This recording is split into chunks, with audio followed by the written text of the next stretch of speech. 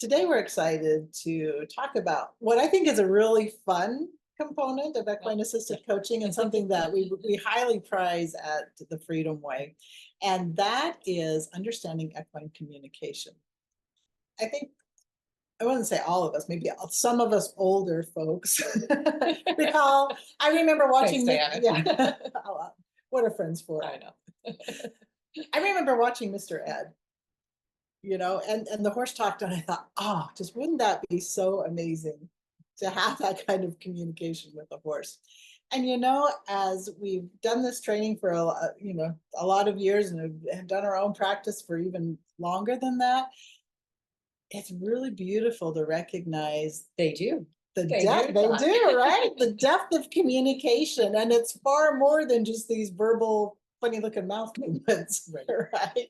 So today we want to talk to you about this really crucial aspect in our equine assisted coach training program about equine communication. This is a skill that is essential. It is really a core piece of our practices, if you haven't gathered that by what I've already shared with you, but allows our student coaches to really begin to honor that sentience and the feedback and that connection that we've talked about, and give purpose to it, give meaning to it, give a greater depth of understanding into the whole coaching process and into the coaching session for clients. Without this would, to me, would be like trying to say something with a gag in your mouth. Yeah. You can't speak, you can't communicate that way. And so we spend a lot of time with our students learning about different forms of equine communication, what you see, how you understand, how you share that with a client, and how you give the horse the freedom to be fully self-expressive. Yeah, we have to let the horse just be themselves. We do. They don't know how to be anything other than themselves, and they do it so well, particularly in the mode of equine assisted coaching. So what is equine communication? We kind of jokingly talked about Mr. Ed, and that is not equine communication. Horses communicate a variety of ways, and one of those ways is body language.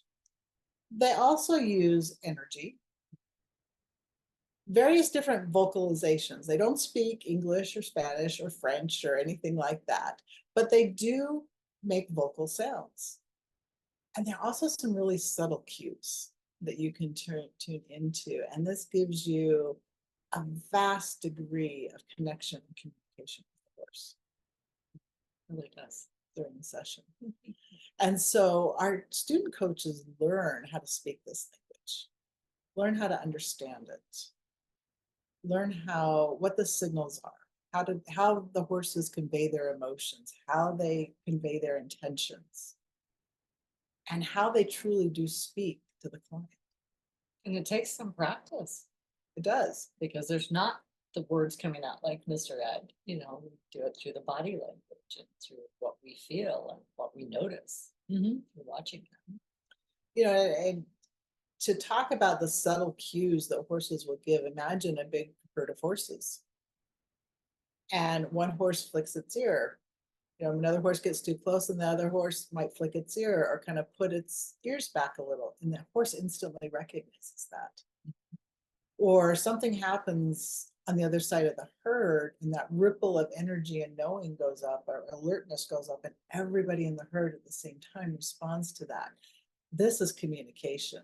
And these are those subtle pieces that we're talking about, and that we spend a lot of time helping our students develop and become very, very proficient in this language. One of the key elements of understanding equine communication is tuning into that body language. They communicate a lot through their posture, through their facial expressions. And I have a mare who can give some facial expressions. I think they're really good at that. And also their movements. So a raised tail, that's a form of communication. Flattened ears, that's another form. A relaxed posture, a cocked hoof. Nostrils and mouths moving. Yeah. there's so much to this communication piece. And I think that's one of the things, within our training, we do a live hands-on on retreat. And we spend a lot of time, I'm gonna say playing. I mean, because we're learning and we're teaching, but we're also having fun as we learn to communicate, it's a lot of fun to see the light in the coach's eyes, like, I get it. We are communicating here. And they have the experience of being around different horses when we do the retreat. Mhm. So they get to see different personalities, and horse, each horse has its own way of communicating like we do. Yeah, absolutely. So by learning to read these cues, it really adds so much to the coaching session. And that's why we said this is a crucial piece, because without communication from the horse, you're missing a big part of that connection that we've talked about. One of the things is really to teach our students how to interpret the signals that the horses get. Mhm. Learning to, okay, when the horse is standing like that and it's kind of has its leg cocked in the back, what does that mean? Right. And it can mean different things doing the same thing. It can. And it's learning to discern the difference. What does it mean in this scenario today, right now? Mhm. Because it might have meant something different 2 days ago with a different client. So really learning to, the horse acts as a mirror for the client and reflects things back what the client is feeling. A couple days ago, I shared the story with a woman who had lost her husband, and that horse could feel her loss. They really can. And so for us, is the horse feeling the loss, or is the horse feeling they need to be loved? And us learning how to read that. Mhm. And it's, even if it's the same thing, our clients learn to use their intuition, or our students learn to use their intuition. That's part of our course too, Mhm. is, teaching them how to honor their own intuitions and their gut feelings in order for them to be able to read and interpret what the horse is saying. Right. So whenever they can learn to do this, it offers them a better way to support the clients through whatever they're going through and through the session. It gives them the opportunity to maybe ask some simple questions to find out what the client's feeling Mhm. from their interpretations of the horse. And I think really important is you give voice to the horse. Yeah. You openly invite the horse to communicate, to share, to guide, to shape the whole entire session, because you give the horse a voice. Where if you're merely using the horse as a tool to perform something, the horse doesn't often have that voice or have the impact that they do. I reminded of a, a session that happened a few weeks ago. And so it's pretty fresh on my mind. Mhm. Diana and I both work at Soberman's Estate. It's a men's residential treatment center for alcohol and opiate addiction. And do group sessions. These guys do 3 group sessions a week. Equine sessions. Oh yeah. Well, I'm sorry. I make the Your assumption, assumption, right? that you guys know that's what we're talking about. But yes, 3 equine sessions a week. And so I will put in some activities, right? In that kind of a scenario, we do different things. And on this day, I had them create some spaces with, I had some cones and some hula hoops, and I had them create some spaces on one side of the arena. They created a space individually.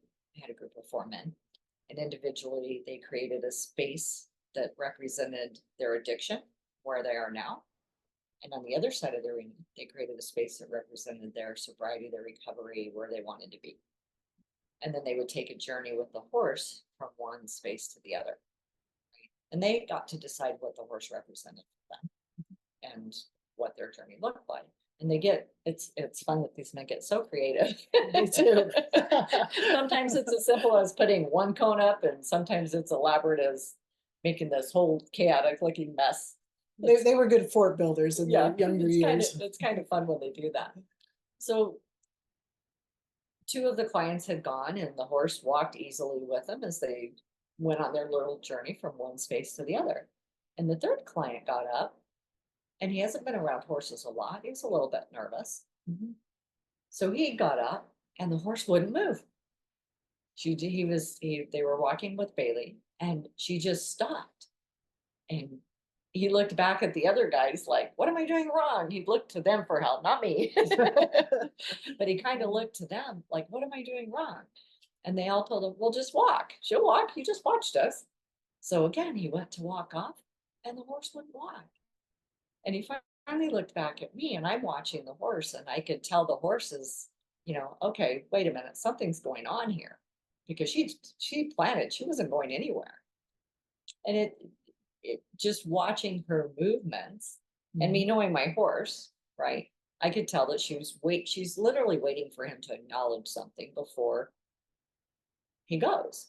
At this point, I don't know what it is, right? So I asked him, I said, well, what do you do in life when you get stuck? And he kind of hum-hawed a little bit. And he says, I don't know. I'm always indecisive.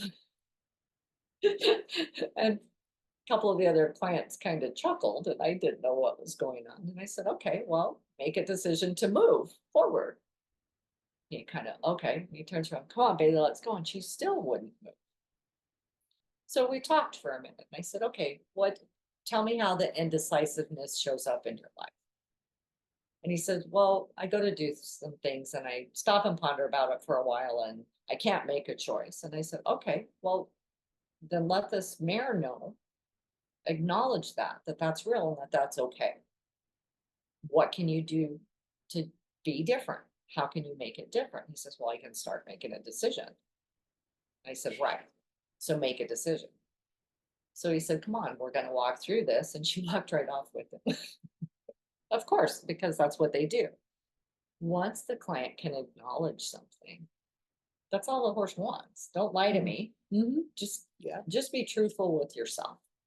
That's where that mirroring comes in. The horse will mirror what the client needs to hear. I don't often know what that is, but the horse will bring it up. And by me asking a simple question, what do you do in your life when you get stuck? Because to me, he looked stuck. That's the first thing that came to him. So afterwards, when we processed the experience, he said, I can't ever make up my mind. I don't know if he used the word wishy-washy, but that's what's coming to my mind right now. He says, I have a hard time making decisions. I'm always indecisive.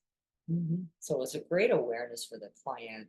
And he had steps moving forward that showed the difference. He could really stay stuck, and that's what had been happening to him. He kept finding himself stuck, and that's when the addiction would kick in harder. Yeah. Right. I'm stuck. This is what I know, so I'm going to keep doing it. So the horse gave him an experience of, I can make a decision, and when I make the decision, I can move forward and not be stuck. And that's the beautiful thing. And that's why it's so important for us to be able to learn to read their body language, right? If you'd had a horseman in there, they'd have thought the horse was being stubborn. And they'd have made the horse go, or they'd have been telling the client, don't let the horse do that to you, right? All heard those and seen those scenarios. But me being able to read the horse's language and the horse waiting for the guy, look, you need to pay attention to something here. So it's a big difference. And that's why it's so important to really emphasize our students learning how to read their behavior and their language. And that goes back to that connection, that trilogy of connection. It does. Right? Yeah, absolutely. And I think that's a really beautiful example of communication. Janice gave voice to the horse. We talked about that a few minutes ago. She was able to share what the horse was saying. The horse exhibited both physical cues, but she also has that energy. If you've ever been around a horse who refuses to move, there's a certain energy, right? And so not only do you learn to read the physical cues, you also learn to read the non-physical cues as well. Yeah, the energetic pieces of this. So this is one of the fun aspects of the program is really delving into the equine communication and what it means and how to interpret that and how to know that you are truly connected with the horse in such a manner that you know what they're saying, you know what they're thinking, you know why they're responding that way, and then can help the client see what is going on as well. The beautiful thing was, this was only his second day with the horses. So he had never been around horses and was a little bit nervous, right? Yeah. He had such an amazing experience. He couldn't wait to come back out the next day. I love those. That was so cool. I didn't ever realize the horse's energy. That was just, crazy. He thought we did some kind of magic on him. So understanding equine communications is not just about interpreting signals from the horse. It's about understanding. And that's a big word there, understanding them to build that deeper connection. And then through that connection, supporting and guiding our clients. I have these magical moments. Mhm.